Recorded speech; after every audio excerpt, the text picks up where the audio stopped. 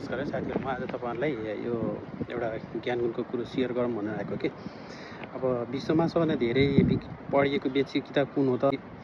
तपाईहरुले अब Harry Potter भयो हैन, त्यसै रिच ड्याड पुअर ड्याड अनि सेभेन ह्याबिट, त्यस्तै अरु किताबहरु हुन्छ, रामायण होला, रामायण महाभारत होला भन्नुहुन्छ। तर नेपालमा सबभन्दा धेरै बेचिएको किताब चाहिँ धेरै डिस्ट्रिब्युट भएको अथवा धेरै सेल भएको किताब एउटा किताब छ के। त्यो किताबको नाम चाहिँ तपाईलाई थाहा छैन, त्यही भएर त्यो शेयर गर्न लागेको है।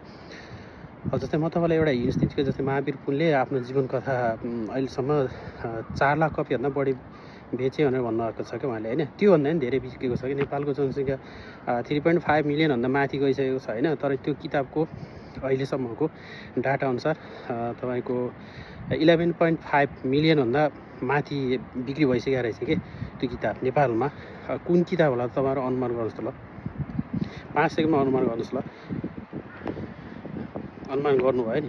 हो, यही किताब हो के। सबभन्दा धेरै नेपालमा बिकेको भनेको, सबभन्दा धेरै बिकेको किताब भनेको यो किताब हो के। यसको अहिलेको प्राइस पनि हेर्ने हो भने 5000 भन्दा माथि नै छ। खासै सस्तो पनि छैन के यो किताब फेरि। हो, यो किताब अहिले सबै नेपालीको घरमा प्रायः सबै नेपालीको घरहरुमा यो किताब चाहिँ जसको पनि हुन्छ हैन। मेरो मजाक कस्तो लाग्यो है तपाईहरुलाई?